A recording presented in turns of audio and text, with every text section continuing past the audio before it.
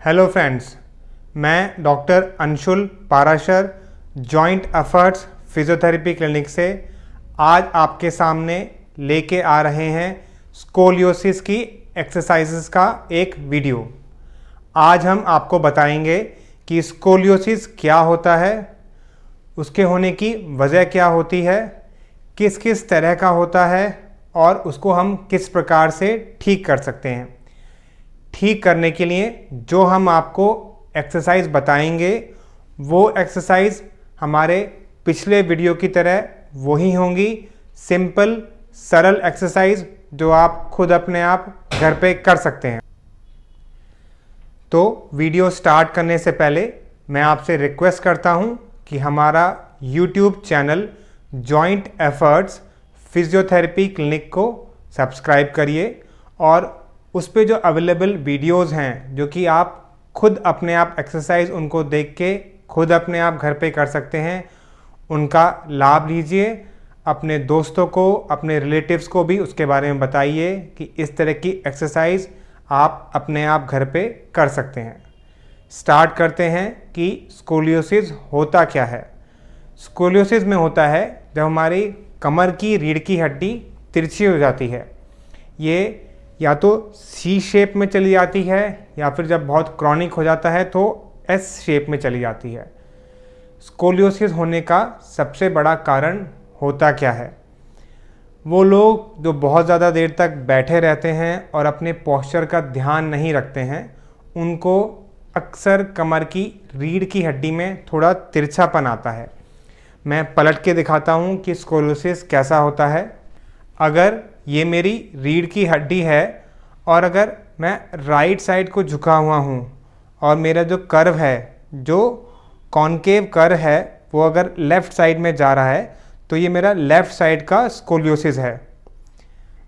Similarly अगर मैं left side में बेंड करता हूँ और जो कॉनकेविटी है वो अगर राइट साइड में जा रही है तो ये मेरा राइट साइड का कर्व है। अगर ये कर्व एक सी शेप लेता है तो ये मेरा सी शेप स्कोलियोसिस है। और अगर यही अनट्रीटेड या इल ट्रीटेड चला जाता है, हम लोग इसको नज़रअंदाज कर देते हैं, तो यही एस शेप का एक स्कोलियोसिस बन जाता है, जिसमें मरीज़ का पोस्चर थोड़ा सा इस तरह से हो जाता है कि एक कर्व इधर जाता है और दूसरा कर्व इधर जाता है। जो कर्व बड़ा होता है उसको हम लोग प्राइमरी कर्व बोलते हैं और जो छोटे कर्व ऊपर नीचे होते हैं एस शेप के फिगर में, उसको हम लोग सेकेंडरी कर्व बोलते हैं। एस शेप में पीछे से देखिए तो थोड़ा सा इस तरह से चला जाता है। एस शेप में थोड़ा सा चेंजेस हिप में आते हैं और कुछ चेंजेस गर्दन में भी आ जाते हैं। जैसे मैं आपको बता रहा था कि ये होता किस वजह से है। मैंने आपको पहला कारण बताया पोस्चर की वजह से।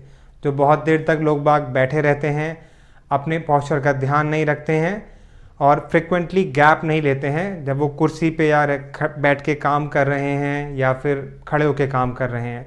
इसमें ऑफिस में काम करने वाले वो कर्मचारी हैं जो बहुत देर तक बैठे रहते हैं, टीचर्स हैं, जो पुलिस वाले हैं जो बहुत देर तक रोड पे रहते हैं, ट्रैफिक पुलिसमैन, हॉस्पिटल में डॉक्टर, नर्सेज जो बहुत देर तक खड़े रहने वाले, सभी प्रकार के लोग इसमें शामिल होते हैं।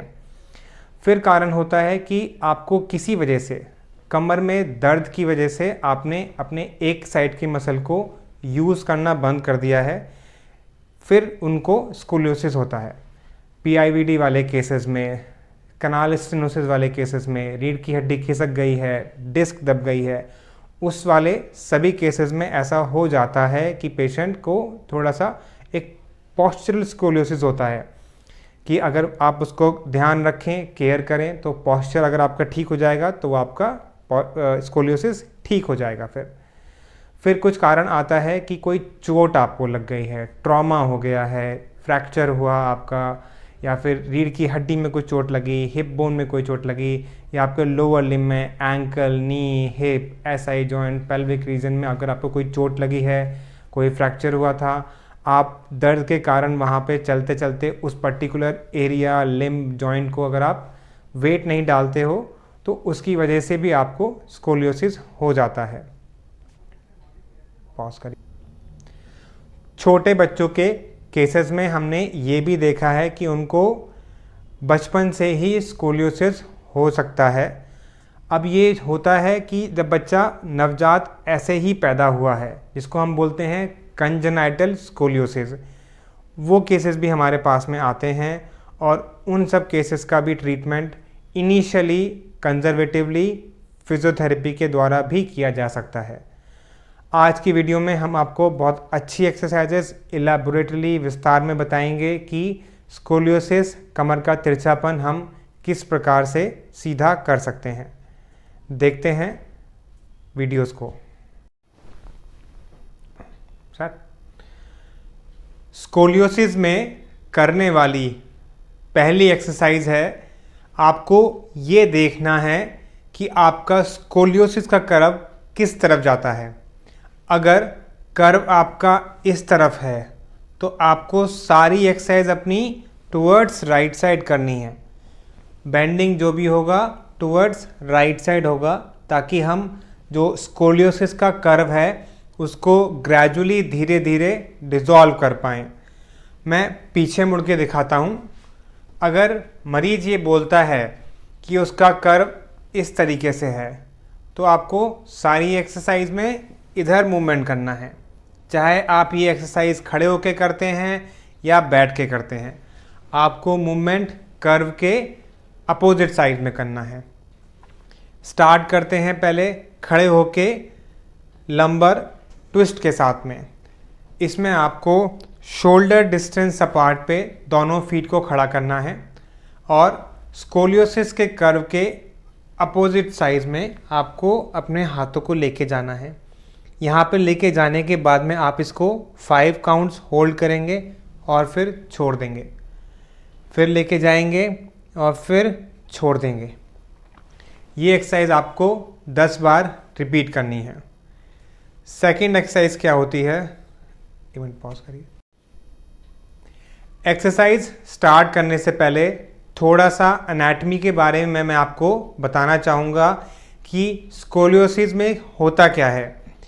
अगर आप कर्व की बात करते हैं तो जो कॉन्केविटी होती है, जो झुकाव होता है, जिस तरफ पे सी शेप बनता है, अगर मैं इस तरीके से हूँ और राइट साइड में मेरा सी बन रहा है, तो ये देखिए कि जो मेरा लेफ़्ट साइड की जो मांसपेशियाँ हैं वो शॉर्टन हो जाती हैं, छोटी हो जाती हैं, और राइट साइड की जो बैक मसल्स की मांसपेशियाँ हैं वो खिंच के स्ट्रेच हो जाती हैं।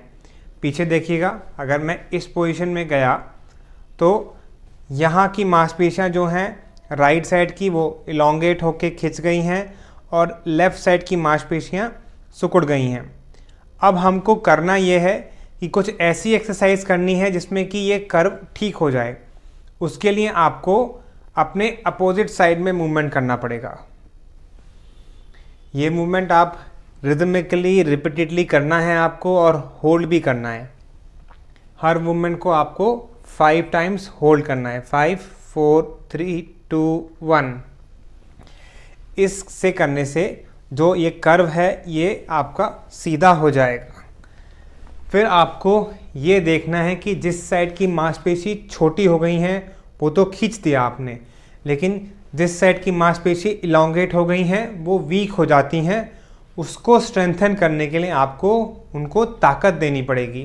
तो फिर से अगर मैं इस तरफ गया और जब मैंने ये मूवमेंट इधर किया तो इसके साथ में एक यहाँ पे ये इलास्टिक बैंड है जो कि मसल्स की ताकत बढ़ाने के काम आता है।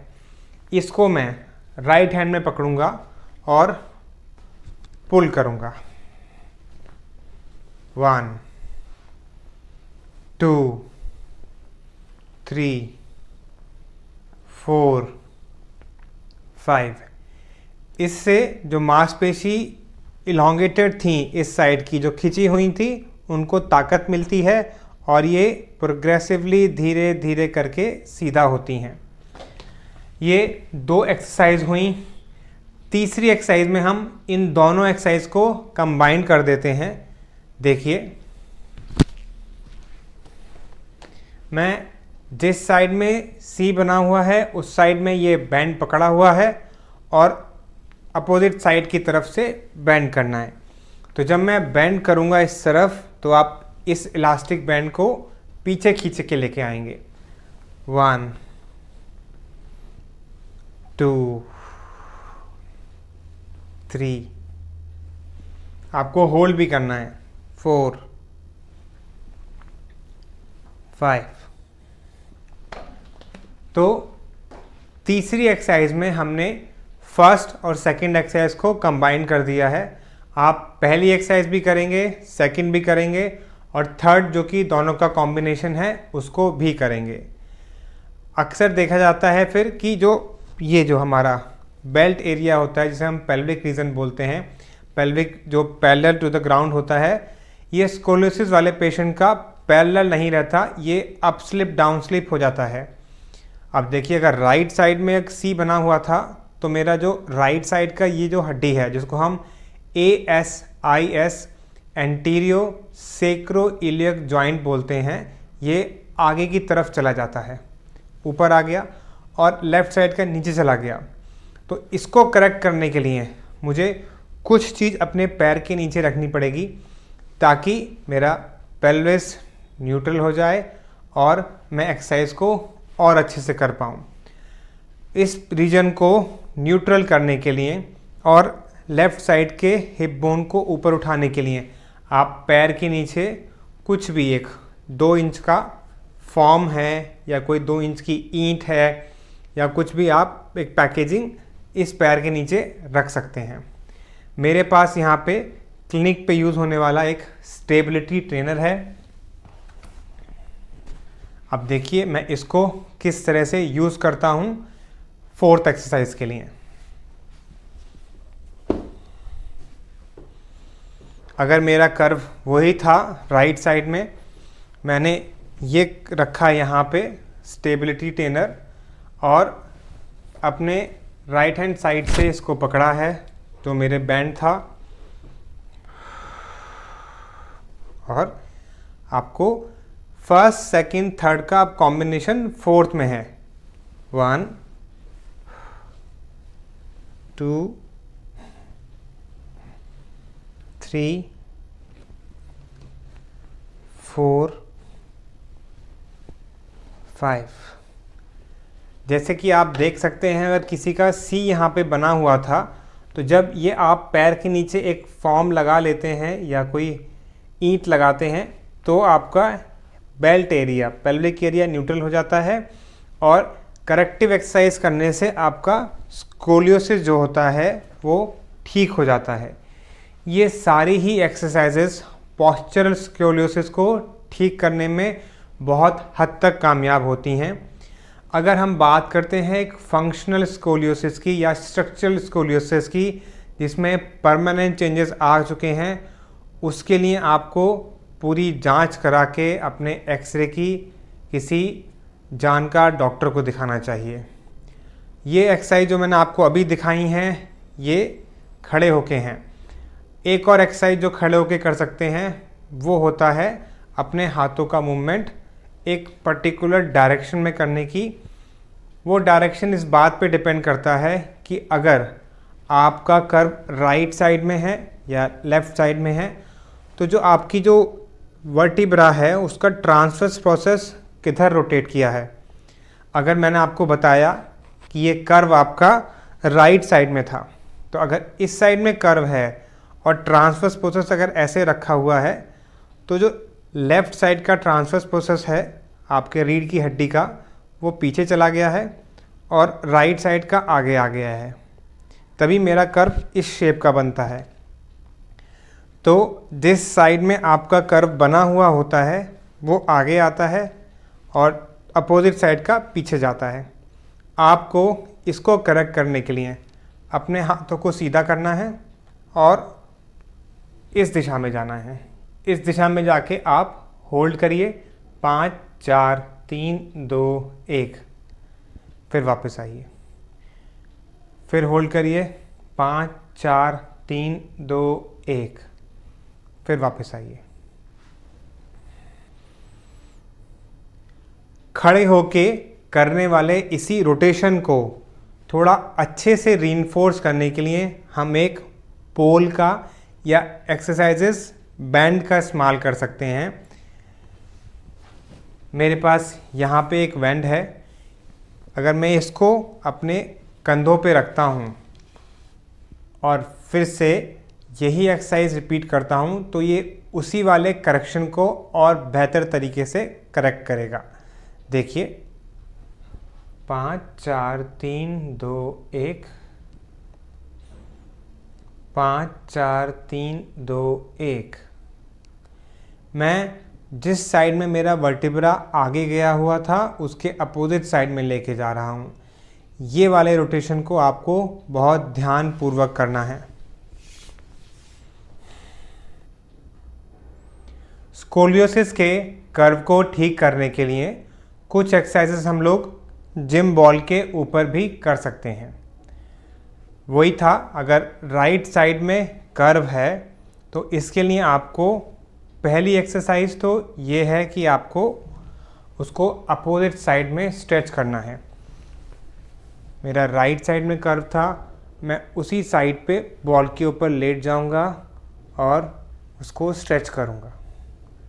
अपनी नेक को मुझे ढीला छोड़ देना है और स्ट्रेच को मैं सस्टेन करूंगा कुछ सेकंड्स के लिए। 5 4 3 2 1। और इस तरीके से मैं इस एक्सरसाइज को कम से कम 10 बार करूंगा। सेकेंड एक्सरसाइज जो स्विस बॉल के ऊपर है उसमें मुझे कमर के बल इस बॉल पे लेट जाना है।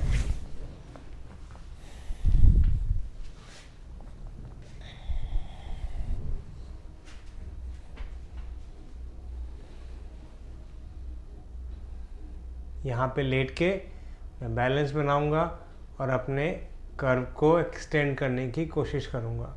ग्रेजुअली मैं धीरे धीरे पीछे भी जा सकता हूँ अपने कर्व को स्ट्रेच करने के लिए। और यहाँ पे जाके मैं होल्ड करूँगा। 5 4 3 2 1। Relax, rest. इसी स्विस बॉल के ऊपर जब आप लेटरल साइड में लेटते हैं अपने इस साइड को स्ट्रेच करने के लिए, तो आर्म के मूवमेंट से, हाथ के मूवमेंट से आप भी अपने स्ट्रेच को और ज़्यादा फील कर सकते हैं। अगर मैं फिर से लेट के दिखाऊं आपको, तो ये मैं लेटा और मेरा जो लेफ़्ट हैंड है, अगर ये एक हाथ में मैंने डंबल पकड़ा है या आप कोई भी इसमें वेट पकड़ सकते हैं, पानी की बोतल या कोई और वेट, और इसको स्ट्रेच करिए इधर। 5 4 3 2 1। रिलैक्स। और ये साइड का जो हिप है आपको इसको नीचे ड्रॉप कर देना चाहिए ताकि इस साइड का जो शॉर्टनिंग है वो मैक्सिमम पॉसिबल स्ट्रेच हो जाए। 5 4 3 2 1। फिर से 5 4 3 2 1। रिलैक्स।